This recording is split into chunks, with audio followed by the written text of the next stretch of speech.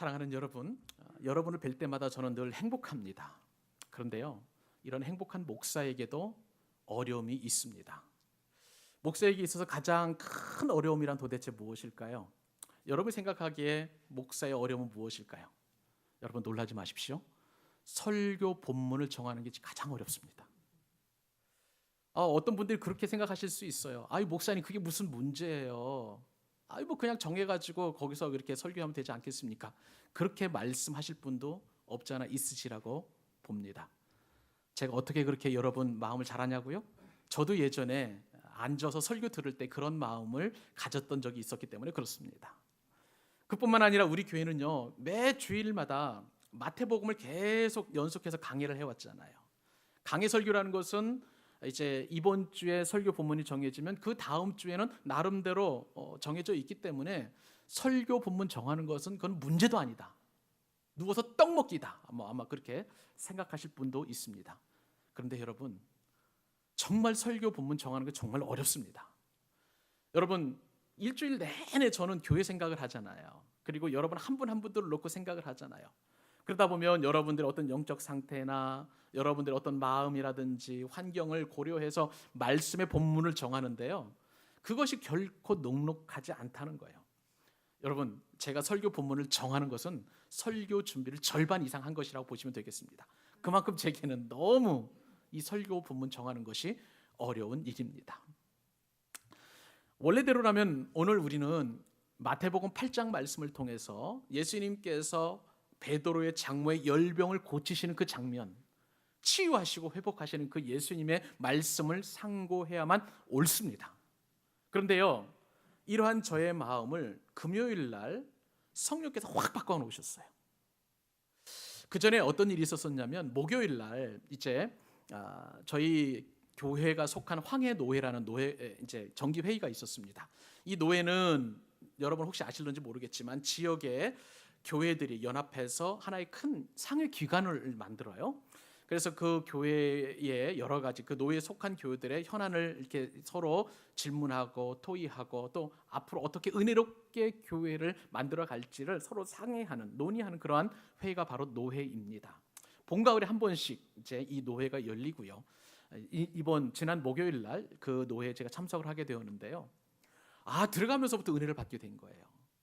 개회 예배하시는 목사님의 설교가 정말 감동적이었고 또 성찬을 나누는데 얼마나 성찬이 기쁘고 행복한지, 그리고 그 뒤에 이제 노회에 소속된 교회들이 여러 가지 회무를 처리하는데 역시 목사님과 장로님은 다르긴 다릅니다.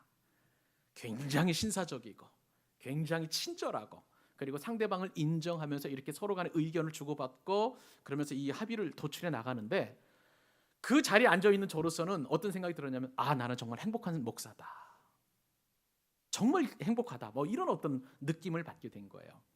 그러면서 이 행복한 마음, 이것을 우리 성도들에게도 좀 나눠줬으면 좋겠다는 그 성령의 강력한 어떤 역사를 제 마음 가운데 경험하게 되었던 거예요.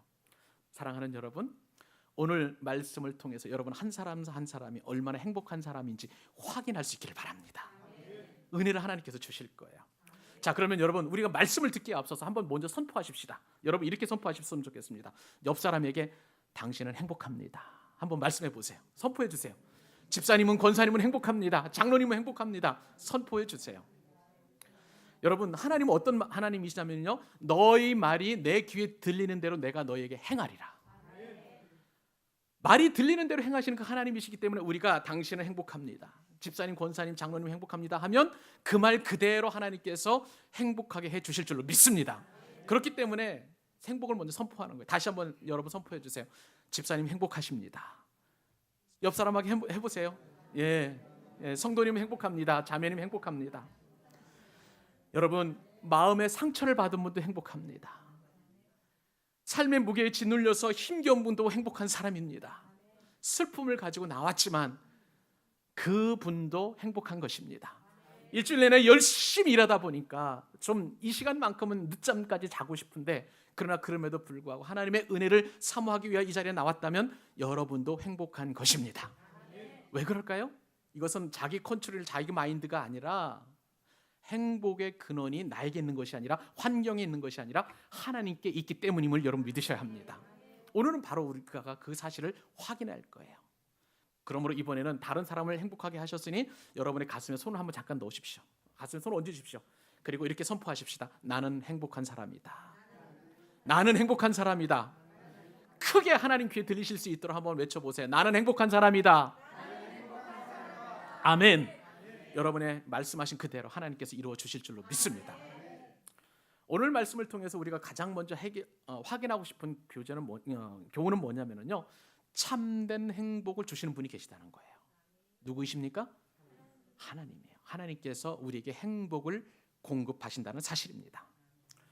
여러분, 오늘 본문은 모세가 이스라엘 백성들을 향해서 주는 교훈이에요. 그리고 유언이라고 할 수가 있습니다.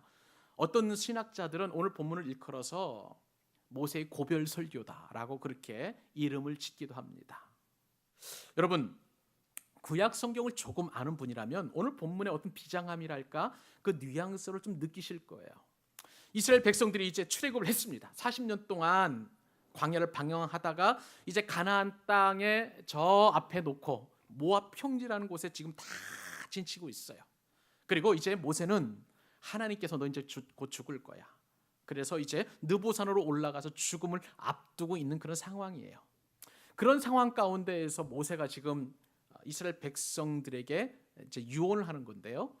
유언을 하되 어떤 유언을 하냐면 축복의 노래를 부르고 있어요. 축복의 노래. 여러분, 죽음을 앞둔 사람이 축복의 노래를 부른다면 어떤 노래를 부를 수 있겠습니까? 막 즐겁고 기쁘고 막 춤을 추면서 하는 그런 노래를 부를 수 있을까요? 오늘 본문을 여러분 믿음의 눈을 들어서 그 현장에 여러분 한번 지금 마음을 한번 이렇게 옮겨 놓으실 수 있기를 바랍니다.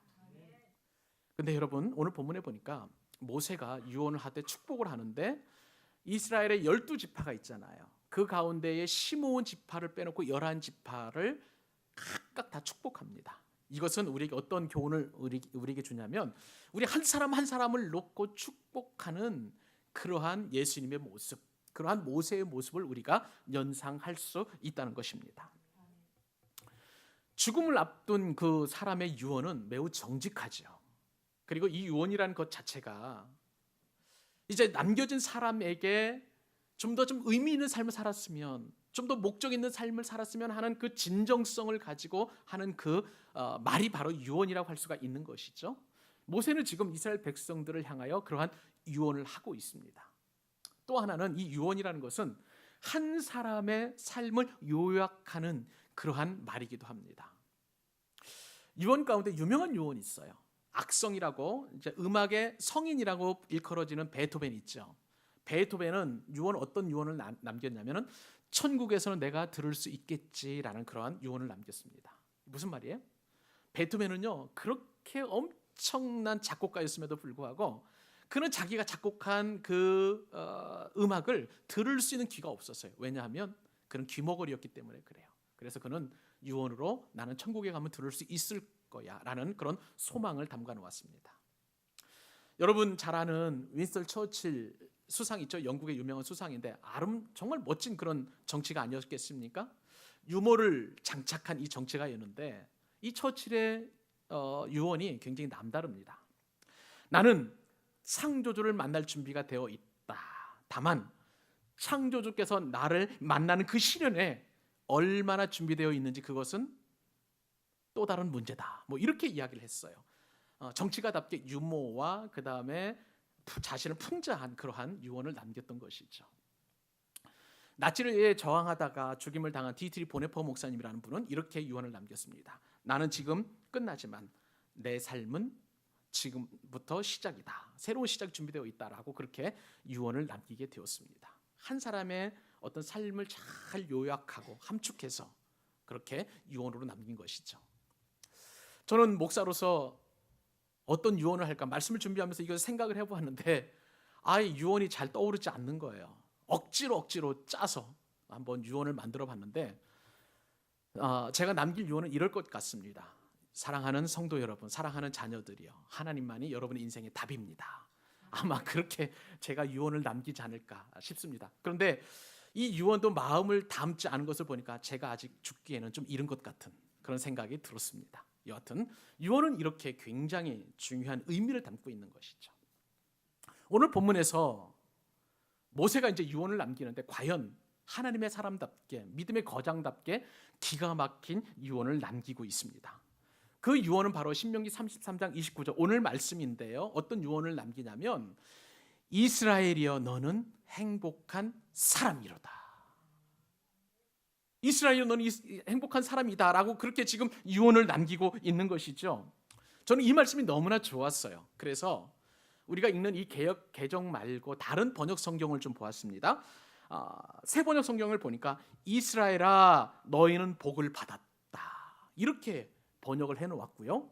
이것보다 조금 더 의미 있는 이제 공동 번역을 제가 좀 보게 되었는데 더 가슴에 와닿습니다. 행운이 열렸구나 너 이스라엘아 너 같은 행운아가 또 어디 있겠느냐라고 이렇게 번역을 해놓았어요. 오늘 우리 성경 이스라엘은 너는 행복한 사람이다 이렇게 말씀해 주시는 것도 감사하고 너는 행운하다 너와 같은 행운아가 어디 있을까라고 이렇게 하는 모든 것들도 참 좋았습니다. 그래서 이 말씀을 준비하면서 야 하나님께서 저를 통해서 여러분들에게 이처럼 선포하실 수 있도록 여러분 한 사람 한 사람이 행복한 사람이라고 선포할 수 있도록 그렇게 마음을 주셨구나라고 이렇게 기쁨을 누리게 되었습니다. 근데 여러분 도대체 왜 이스라엘 백성들에게 모세는 너는 행복한 사람이다라고 지금 그렇게 유언을 남기고 있을까요? 실제로 이스라엘 백성들이 정말 지금 행복한 상태일까요? 아니에요. 환경적으로 보면 이스라엘 백성들은 지금 전혀 행복을 누릴 만한 그리고 느낄 만한 그러한 자리에 있지 않았습니다. 우리가 성경의 역사를 이렇게 돌아보면 이스라엘 백성들이 왜 광야에서 40년 동안 방황하게 되었는지 나름대로 알게 됩니다. 저 이스라엘 백성들이 출애굽을 했습니다. 그리고 저 바란 광야라는 곳에 지금 진을 치고 하나님께서 주신 이 가나안 땅이 과연 어떤 곳인지 좀 알고 싶었어요. 그래서 이 가데스 바네아에서 이제 12명의 정탐꾼을 가나안 땅이 어떤 곳인지를 정탐을 시켰습니다. 그리고 나서 이제 12명 정탐꾼이 와서 딱 이제 그 땅을 보고 들은 것을 이제 보고를 하는데 어떤 얘기를 하냐면은 10명의 정탐꾼, 12명 가운데 10명은요. 저 땅을 보니까 저 땅에 사는 사람들은 기골이 장대하다. 네피림의 후손처럼 엄청난 큰 그런 어떤 장수와도 같은 사람들이고 싸움도 잘하게 생겼고 성도 아주 견고하고 그리고 또 용사 같은 사람들이 살고 있기 때문에 저들에 비하면 우리는 메뚜기와 같은 존재다. 그렇게 얘기를 해버린 거예요. 여러분 한번 생각을 해보세요. 여러분이 지금 고생해가지고 새로운 집으로 이사를 가게 되었는데 그 집에 가보니까 비도 새지 그 다음에 화장실도 엉망이야 바퀴벌레도 나와 뭐 이런 얘기를 누군가 했다면 여러분 과연 그 집에 들어가서 살고 싶은 마음이 들겠습니까? 이스라엘 백성들이 그런 어떤 낙심을 경험하게 된 거예요. 그래서 하나님을 원망합니다. 그리고 자신들을 이끌어낸 모세와 아론을 원망합니다. 우리가 죽을 데가 없어서 이곳까지 나와서 우리를 죽이려 하느냐부터 시작을 해가지고 우리는 다시 애굽으로 돌아가서 옛날처럼 살았으면 좋겠다. 그렇게 얘기를 하는 거예요. 여러분 이스라엘 백성들은요 분명하게 애굽에서 노예 생활을 하면서 너무나 고통스러운 삶을 살았던 사람들이에요. 그것을 다 잊어버리고 다시 애굽으로 돌아가자고 그렇게 이야기를 합니다. 그리고 하나님께서 애굽에서 10가지 재앙을 일으키면서 하나님이 어떤 분이신지 그리고 홍해를 건너가면서 하나님이 얼마나 전능하신 분이신지 그 사람들은 눈으로 직접 목도했던 사람들이에요. 그리고 하나님께서 자신들과 함께 하시면서 불기둥으로 구름기둥으로 인도하시는 것을 보면서 선하게 인도하신 그 하나님을 직접 눈으로 몸으로 체험했음에도 불구하고 그들은 지금 이 말을 듣고 다시 애굽으로 돌아가자고 이야기합니다. 하나님께서 이스라엘 백성들에게 진노하셨어요. 있을 수 없는 반응을 이스라엘 백성들이 보였기 때문에 하나님께서는 그 12명의 정탐꾼이 40일을 정탐한 것을 하루를 1년으로 계산을 해서 무려 40년 동안 광야에서 뺑뺑뺑뺑 돌게 했던 그런 상황이었습니다. 그리고 지금 마지막 종착역 이 모압 평지에 이스라엘 백성들을 모아놓고 죽음을 앞둔 모세가 지금 유언을 하고 있는 것을 보게 됩니다. 사랑하는 여러분, 하나님은요 만홀히 여길 분이 아니세요. 이스라엘 백성들이 한 그 불평에 관해서 하나님은 이렇게 말씀하십니다. 민수기 14장 11절 여호와께서 모세에게 이르시되 이 백성이 어느 때까지 나를 멸시하겠느냐? 내가 그들 중에 모든 이적을 행한 것도 생각지 아니하고 어느 때까지 나를 믿지 않겠느냐? 지금 하나님께서는 이스라엘 백성들을 엄청나게 책망을 하시고 또 그들에게 경고를 하시는데, 하나님의 말씀에 순종하지 않는 것을 하나님을 믿지 않는 것, 즉 불순종 불신앙이라고 그렇게 이야기를 하고 계십니다. 그리고 하나님을 멸시하고 하나님을 믿지 않는 것을 지금 하나님을 멸시하는 것으로 그렇게 경고하고 계시는 것이죠. 그래서 하나님께서는 하나님 말씀에 불순종하고 하나님을 믿지 아니하고 하나님을 멸시하는 그들의 하나라도 남기지 않겠다, 그렇게 말씀하고 계시는 거예요. 사랑하는 여러분, 정말 우리는 말 조심해야 합니다. 행복한 사람은 행복한 말을 한 결과로 그 행복을 얻게 되는 거예요. 복을 받는 사람은 축복의 말을 한 결과 그 복을 누리게 되어 있습니다. 사랑받는 사람이요, 참 사랑받을 만한 말을 한 사람이기 때문에 그 사랑을 받는 거예요. 하나님께서는 하나님의 기회, 우리 말이 들리는 그대로 행하시는 분이세요. 그러므로 정말 우리는 말조심을 해야 하는 것입니다. 이렇게 불평과 불만을 일삼는 이스라엘 백성들에게 하나님은 이제 심판을 내리시는데, 그때 당시에 20살 이상의 장정들, 그때 이제 인구 계수를 할 때에 보통 그런 기준을 가지고 계수를 했는데 그 인원이 무려 60만 3,550명이었어요. 다 더해보니까 60만 3,550명을 광야 40년 동안 다 죽여버립니다. 그리고 믿음의 새로운 세대를 일으켜서 가나안 땅으로 들어가실 수 있도록 그렇게 준비시켜 놓으시고, 모세로 하여금 지금 이스라엘에 너는 행복한 사람이로다, 그렇게 말씀하고 계시는 것이에요. 이스라엘은 결코 환경적으로 볼 때 행복한 상황이 아니라는 것이죠. 사랑하는 여러분, 여러분은 어떤 상황입니까? 어떤 상황이 여러분을 행복하게 만들 수 있을까요? 돈인가요? 성공입니까? 아니면 사랑입니까? 아니면 그 어떤 것입니까? 그 어떤 것을 소유해야만, 내가 가져야만 여러분 행복할 수 있다고 믿으십니까? 근데 오늘 말씀에 보면 그러한 소유나 그러한 어떤 갖춰지는 위치가 나를 행복한 게 아니라, 행복은 누군가로부터 공급을 받아야 하는데 그 행복을 만들어 주시고 공급해 주시는 분이 하나님이시다라고 말씀해 주고 계시는 거예요. 왜요? 오늘 본문에 보세요. 이스라엘아 너는 행복한 사람이로다. 하나님께서 이스라엘 백성들에게 행복을 주셨으니 그러니 너희는 행복한 사람이라고 지금 감히 말할 수 있는 것이죠. 여러분, 지금 우리 교회는 이렇게 지금 버티칼이 내려져서 잘 안 보입니다만, 이 버티칼을 다 올리면 행복의 시작 그리스도라고 이렇게 적혀져 있습니다. 우리 교회는요, 분명한 게 있습니다. 행복을 주시는 분은 예수 그리스도이시다. 행복의 공급자가 예수 그리스도라는 사실을 우리는 대외적으로 이렇게 공포하고 있어요. 예수 그리스도가 우리에게 죄사함의 행복을 주십니다. 인생의 참된 목적을 알 수 있는 행복을 주십니다. 예수 그리스도를 알면 진정한 행복을 누릴 수 있습니다. 그렇기 때문에 우리에게 행복을 공급해 주시는 분은 예수 그리스도이신 거예요. 사랑하는 여러분, 예수님은 우리에게 행복을 주시는 분이신데 우리로 하여금 왜 살아가는지 삶의 목적을 주는 분이심을 기억하실 수 있기를 바랍니다. 죄책감에 빠져서 늘 죽고 싶은 그런 마음이 있는 우리에게 우리의 죄를 사하시고 우리로 하여금 죄사함의 기쁨을 누릴 수 있도록 그 행복을 주시는 분이 바로 예수 그리스도이신 것이죠. 우리에게 일거리를 주셔서 땀 흘리는 기쁨을 누리게 하시는 분이시고, 우리로 하여금 하나님을 예배할 수 있는 기쁨을 주실 수 있는 그분이 바로 예수 그리스도이신 것입니다. 그러므로 여러분, 내 삶이, 내 상황이 아무리 초라하고 아무리 누구 앞에 내세울 만한 것 없다 할지라도, 그리고 우리의 삶이 아무리 어렵다 할지라도 우리 가운데 행복을 주시는 주님, 그 주님을 꼭 기억하실 수 있기를 바랍니다. 모든 행복의 근원이신 하나님께서 지금 말씀하십니다. 이스라엘아 너는 행복한 사람이로다. 권영삼 목사야 너는 행복한 사람이다. 아무개 집사야 너는 행복한 사람이다. 아무개 권사야 너는 행복한 사람이다. 아무개 성도야 너는 행복한 사람이다. 여러분 한 사람 한 사람에게 행복을 주시는 그 하나님과 동행하는 기쁨을 누리실 수 있기를 주님의 이름으로 축원합니다. 오늘 말씀을 통해서 하나님께서 우리에게 주시는 두 번째 교훈입니다. 참된 행복은요, 가짜 행복의 급소를 찌를 때에 이루어진다는 사실입니다. 여러분, 사람마다 행복의 기준이 다 다릅니다. 그죠? 제가 행복한 거하고 여러분의 행복한 그런 기준이 다 다를 수 있어요. 어떤 사람은 행복이라는 것은 고통이 없다면 행복할 수 있다라고 이렇게 말하는 분이 계실 수 있습니다. 이 기준으로 본다면 이스라엘은 지금 행복한 상황이 아니에요. 왜냐하면 그들은 고통 가운데 있었잖아요. 지난 애굽에서의 삶, 그래서 40년 광야의 삶, 그리고 그들은 앞으로의 삶도 이제 가나안 땅에 들어가게 되면 그냥 멋진 집과 젖과 꿀이 흐르는 것이 보장되어 있는 것이 아니라 전쟁을 통해서 하나하나 정복해야만 하는 그런 고통이 그들을 기다리고 있는 것이죠.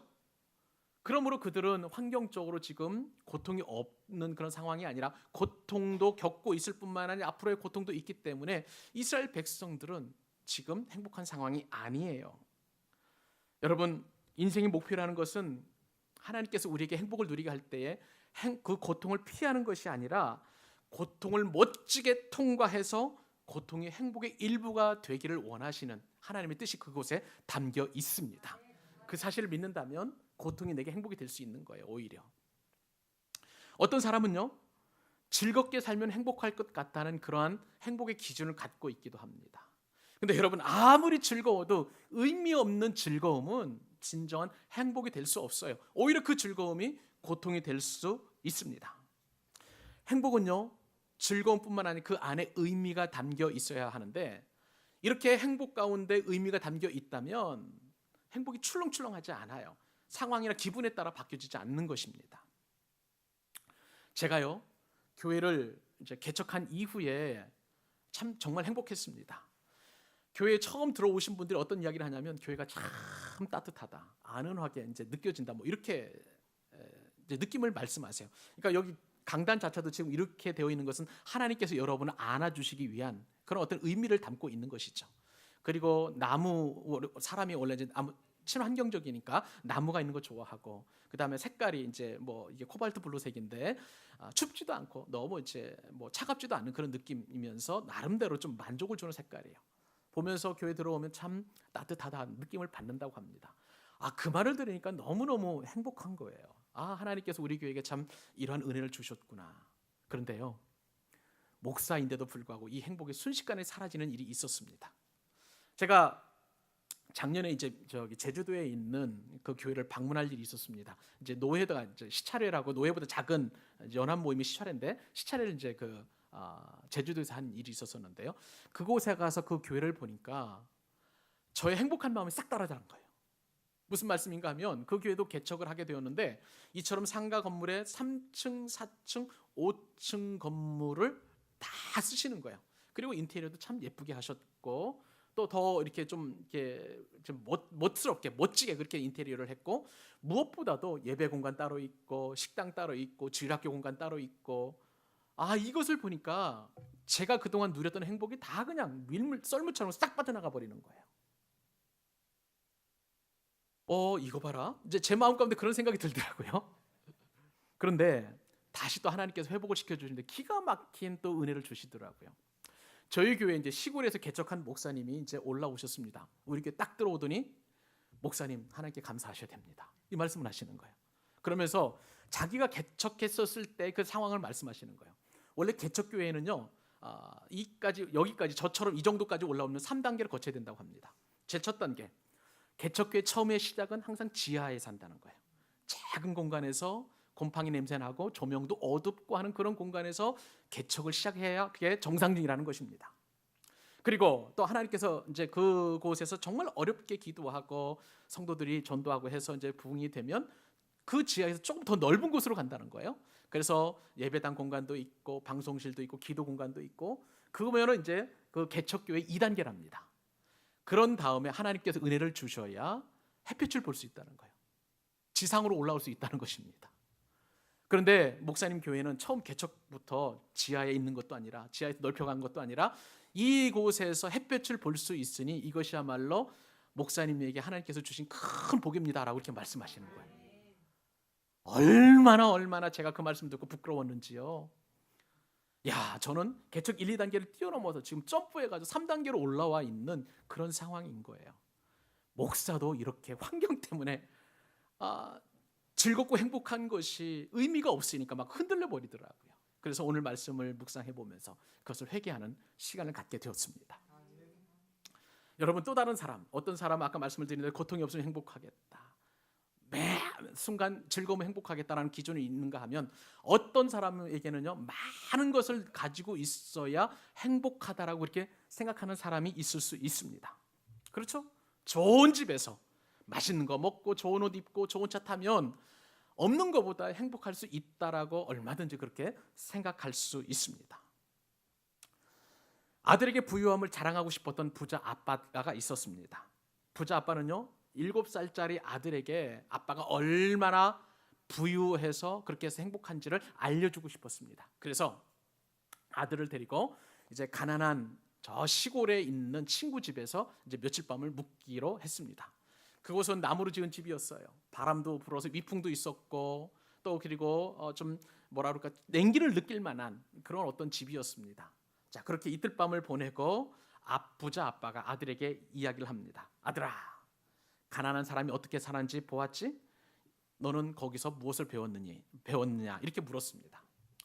7살짜리 아들이요 아빠가 이야기합니다. 아빠, 우리 집에는요 개가 한 마리 있는데요, 이 집에는 보니까 개가 4마리가 있어요.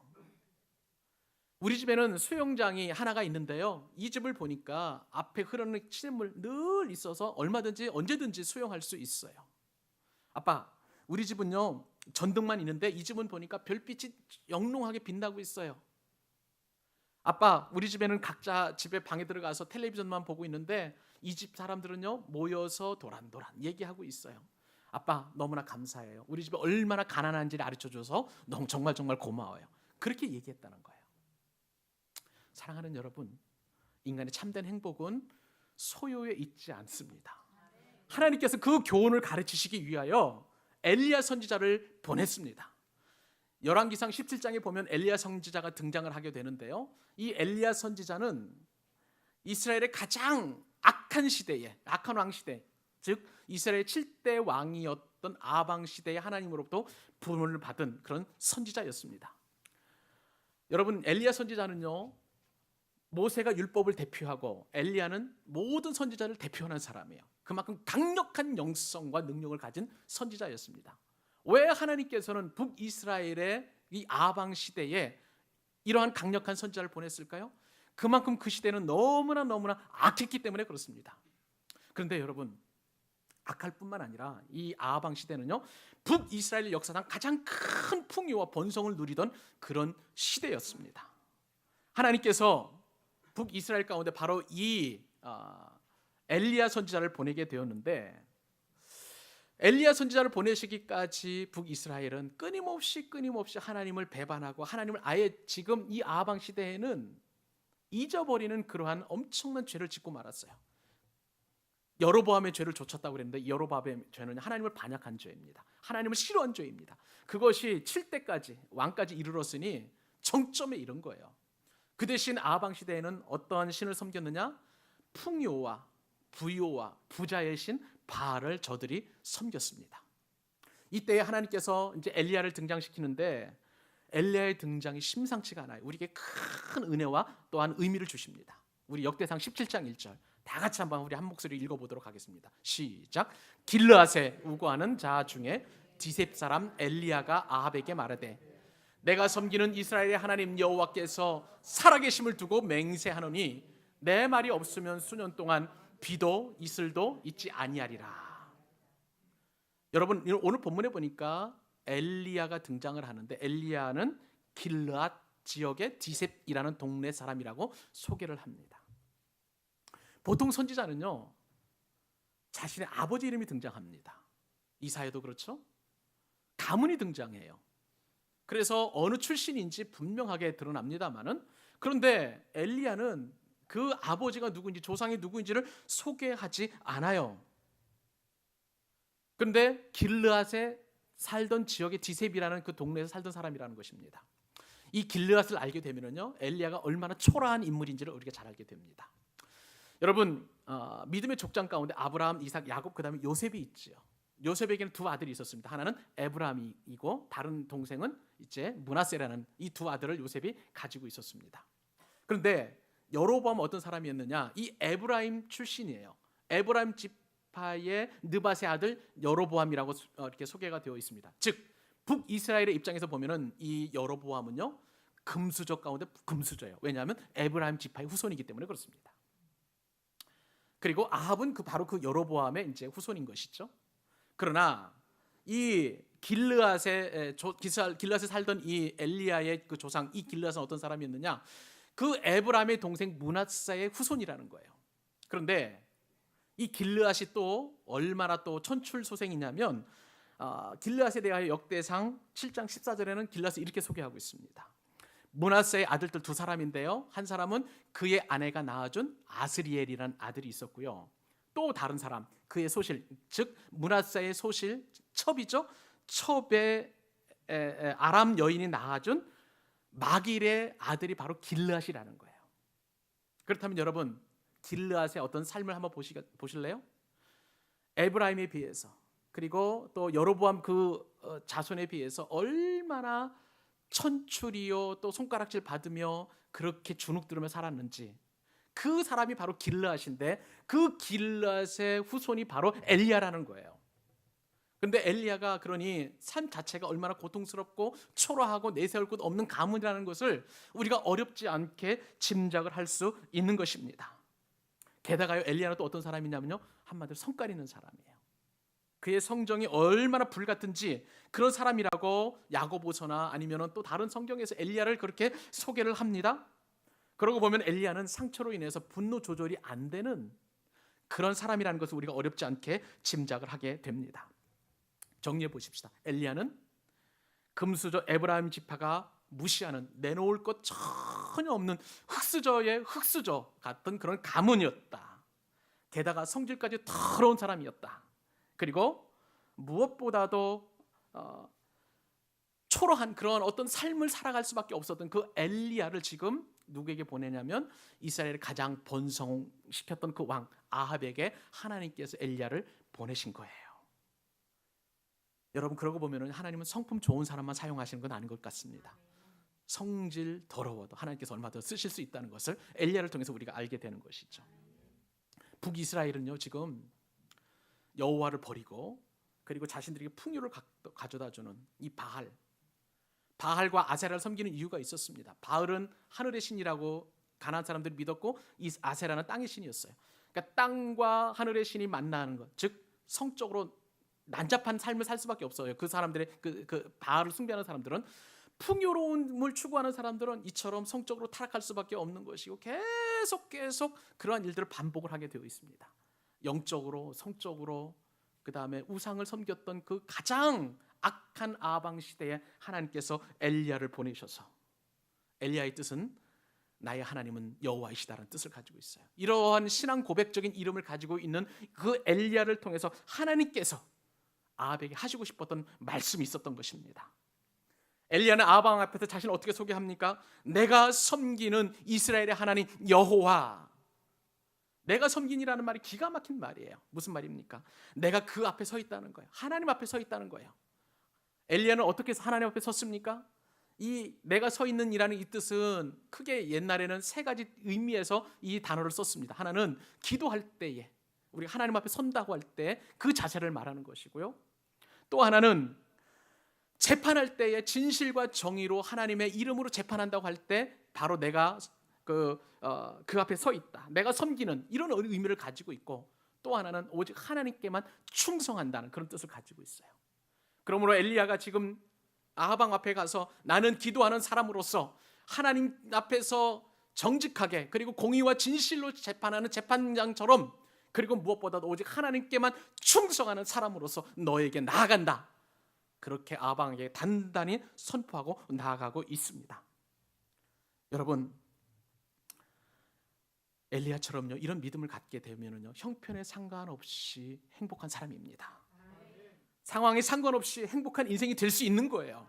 하나님께서는 그 행복을 가진 엘리야에게 물질로 풍요로 행복을 줄 수 있을 것처럼 거짓 행복을 조장하는 이 아합 왕에게 나아갔던 것입니다.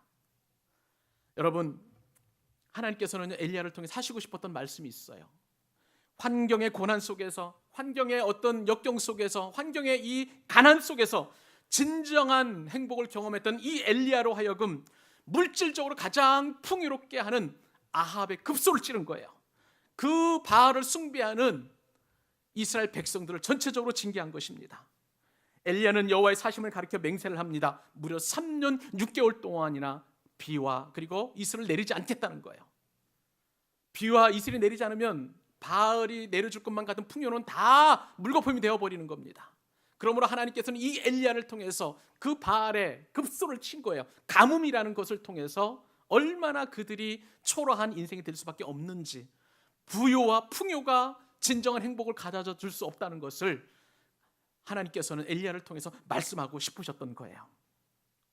사랑하는 여러분, 우리는 이 말씀을 통해서 하나님 이외에 우리 행복을 가져다 줄 수 있을 것이라고 믿는 것은 그것은 얼마나 어리석은 것임을 우리가 말씀을 통해서 깨닫게 됩니다. 여러분, 돈이 여러분을 행복하게 해줄 수 있다는 것, 그 거짓된 신념을 버리실 수 있기를 바랍니다. 고통 없는 편안 있을 수 없습니다. 불통 없는 형통, 그것도 하나님께서 기뻐하지 아니하시고 진정한 행복을 여러분들에게 가져다 줄 수 없는 것입니다. 내 마음을 기쁘게 해줄 것 같은 그런 즐거움, 혹은 무병한 어떤 건강, 풍요로운 재물, 이 모든 것들도 상황이나 형편이나 처지가, 소유가 나를 행복할 수 없다는 거예요. 그러므로 우리가 진정으로 행복을 누릴 수 있는 것은 무엇입니까? 가짜 행복을 줄 수 있을 것, 그 어떤 것, 그것을 포기하고 내려놓고 진정한 행복의 공급자이신 하나님과 동행하는 것, 이것이 바로 우리가 진정한 복을 누릴 수 있다는 거예요. 그 은혜를 받아 누리는 여러분 되실 수 있기를 바랍니다. 마지막 교훈입니다. 참된 행복은요, 하나님과 진정한 관계를 맺는다는 거예요. 짧게 말씀을 드리도록 하겠습니다. 모세가요, 지금 이처럼 환경에 행복한 조건이 하나도 없음에도 불구하고 이스라엘 백성들을 향하여 행복하다라고 말씀하신 근거가 있어요. 그것은 신명기 33장 26절입니다. 26절 상반절 같이 한번 읽어보십시다. 시작. 여수른이여 하나님 같은 이가 없도다. 여러분, 이 여수론을 우리가 깊이 알아야 되는데 이것이 얼마나 큰 은혜로운 이름인지 여러분 꼭 기억하실 수 있기를 바랍니다. 이 여수론은요, 원래 뜻은 이스라엘을 보라라는 뜻을 가지고 있어요. 그러면 여러분, 이스라엘은 어떤 사람입니까? 하나님께서 택하신 백성들인데 저들은 의로운 자들이고 고결한 자들이고 온전한 자이고 또 그 다음에 고든 사람이고 그리고 진정한 복을 가지고 있다는 그런 아름다운 뜻이에요.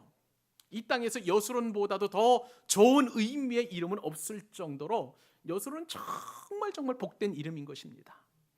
사랑하는 여러분, 이 자리에 있는 하나님을 예배하는 여러분 한 사람 한 사람을 하나님께서는 여수론으로 삼아 주셨습니다. 이 세상 그 어떤 사람이라도 이 여수론이라는 이름을 가질 수가 없는 거예요.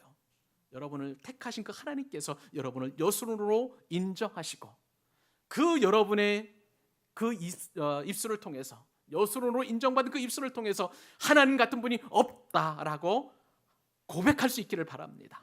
하나님은 그것을 요구하시고 계시고 그것에 대하여 말할 수 있다면 진정한 행복한 사람이라고 오늘 모세를 통해서 우리에게 교훈해 주고 계시는 거예요. 또 하나는요, 이스라엘 백성들이 환경과 상관없이 행복한 이유가 신명기 33장 29절 상반절에 있습니다.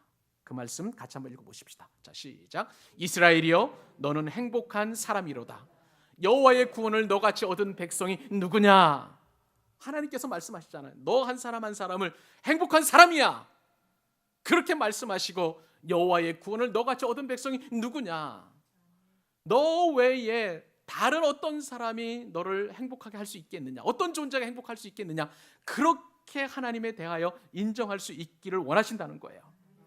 여러분, 하나님께 대해서는 우리가 그러므로 하나님 같은 분은 없습니다라고 고백해야 될 줄로 믿습니다. 행복한 사람은, 하나님으로부터 행복한 사람이라고 인정받은 사람은 하나님 같은 분은 없습니다라고 인정할 수 있다는 거예요. 그렇게 고백할 수 있다는 거예요. 그리고 또한 하나님께서 구원하시는 나와 같은 사람이 누구냐라고 그렇게 말할 수 있다는 것입니다. 사랑하는 여러분, 이런 믿음의 고백을 우리가 서로 한번 해보았으면 좋겠습니다. 여러분 옆 사람을 보시고 당신 같은 분은 없습니다. 한번 그렇게 축복하실 수 있기를 바랍니다. 당신 같은 분은 없습니다. 집사님 같은 분은 없습니다. 성도님 같은 분은 없습니다. 동시에 한 번 더 나에게 대해서 이렇게 한번 고백해 보십시다. 나 같은 일을 곁에 둔 사람은 행복합니다. 옆에 있는 사람 보고 나 같은 사람을 옆 사람에게 둔 여러분 행복합니다라고 그렇게 얘기하실 수 있기를 바라요. 말씀을 맺습니다. 여러분, 진정한 행복은 무엇일까요? 하나님을 사랑하는 사람만이 누릴 수 있는 것입니다. 여러분, 우리 시대의 불행은요, 행복을 찾기 위해서 끊임없이 환경을 만들고 물질을 만들고 많은 것을 소유할 수 있도록 하려고 하는 거예요. 열심히 성공하려고 노력한다는 거예요. 여러분, 그렇게 해서 성공이 만들어지는 게 아닙니다. 왜냐하면 그것이 성공을 보장하지 않기 때문에 그렇습니다. 오늘 우리가 확실히 경험하십시다. 행복은 하나님이 주십니다. 그 행복을 저와 여러분이 받아 누렸고 우리는 여수룬이라는 엄청난 놀라운 이름을 갖게 되었습니다. 그러므로 우리는 이 행복을 받은 사람으로서 하나님 같은 분은 없습니다. 그리고 무엇보다도 여호와의 구원과 여호와의 행복을 이같이 누리는 사람이 과연 누가 있느냐라고 말할 수 있기를 바랍니다. 그러므로 이 시간 우리가 말씀을 들으면서 총정리하면 나는 행복합니다라고 고백할 수 있는 것입니다. 따라서 한번 해보십시다. 나는 행복하다. 나는 행복하다. 여러분 행복한 사람입니다. 그 은혜를 받아 누리는 귀한 우리 믿음의 백성들 될 수 있기를 주님의 이름으로 축원합니다.